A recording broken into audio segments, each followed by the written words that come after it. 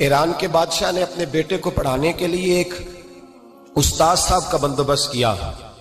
उस्ताद साहब को कहा कि मेरे बच्चे को दीन पढ़ाइए, मैं चाहता हूं कल इसने इनाने हुकूमत को संभालना है तो ये दीन से आगाह हो जाए, इसको कुछ सिखाइए, पढ़ाइए। बहुत नेक बुजुर्ग बड़े दरवेश आलिम पढ़ाने लगे, असबाक मुकम्मल हो गए, दीन के असबाक कुरान मजीद पढ़ाया, अहादीस तय्यबा का दर्स दिया, उसूल फिक़ह से रूशनास कराया।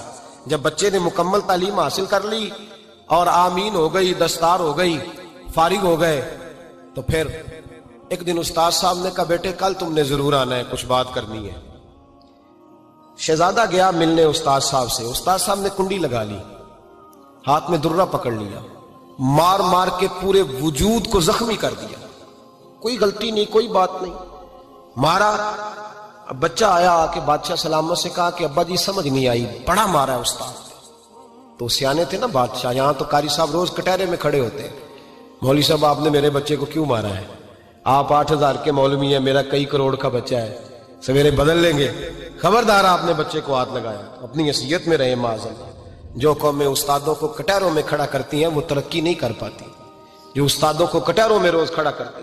कहा अब्बा जी बड़ा मारा है। तो वालिद बड़े समझदार थे, कहने लगे बेटा उस्ताद बाप होता है, वो ज्यादती नहीं करता, कोई बात होगी, मैं तेरे उस्ताद को कटहरे में नहीं बुलाऊंगा। अम्मा से बात की, अम्मा कहने लगी बेटा मैं तेरे बाप से कैसे बात करूं, डर आता। वक्त गुजर गया, 22 साल बीत गए, 22 साल गुजर गए, बादशाह का इंतकाल हुआ, शहजादा तख्त पे बैठा। पहला हुक्म ये दिया कि मेरे उस्ताद को बुलाओ, पहला हुक्म।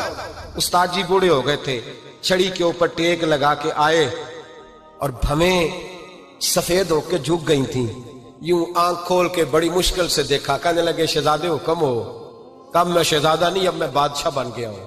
उस्ताद जी 22 साल बीत गए, आपने मारा था, पर वो दर्द चूंकि ज्यादती की थी, मेरा कसूर कोई नहीं था, तो ना मेरी रूह से दर्द गया है ना मेरे जिस्म से गया है, मैं बेख्तियार था, पूछ नहीं सकता था, आज बाइख्तियार हुआ हूं। सबसे पहले पहला हुक्म आपको दिया, बुलाया है, बताए क्यों मारा था, क्यों मुझे मारा था, मेरी ज्यादती बताए। तो उस्ताद, बूढ़े उस्ताद की आंखें आंसुओं से भर गई।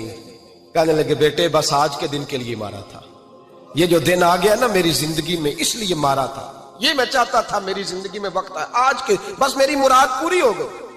कहा साहब किस लिए, मुझे भी समझाए। आप फरमाने लगे कितनी देर हो गई तुझे मार खाए हुए, कितना जमाना बीत गया? कहने लगा 22 साल।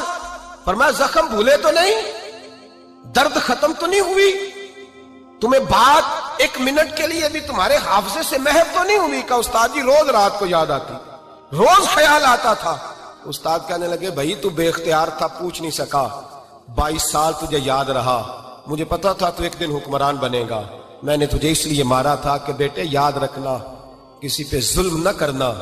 अगर तुझे 22 साल तक याद रहा है तो जिस पर तू जुल्म करेगा उसे भी कयामत तक याद रहेगा। और ये याद रखना, तू आज बाइख्तियार हुआ तो तूने मुझे बुला लिया है, कयामत के दिन गरीब बाइख्तियार हो जाएंगे, मजलूम बाइख्तियार हो जाएंगे, वो बाइख्तियार होंगे लिल्लाहिल वाहिदिल कहार, रब करीम की बारगाह के अंदर उनका इख्तियार होगा, अकेले अल्लाह की हुक्मरानी होगी। फिर वो बुलाएंगे बड़े बड़े कज कुलाह, दुनिया में जिनकी पगड़ियां ऊंची थी वो सर झुकाए खड़े होंगे, दुनिया में जो डिक्टेटर बनते थे उनकी पुश्तें लाल होंगी, उनको गद्दार लिखा जाएगा, कयामत तक नहीं भूलेगा। जुल्म करना तो सोच समझ के करना, उतना करना जितना तुम सह सकते हो, इतनी ज्यादती करना जितनी कयामत में तुम बर्दाश्त कर सकते हो। मेरे नबी करीम सल्लल्लाहु अलैहि वसल्लम ने फरमाया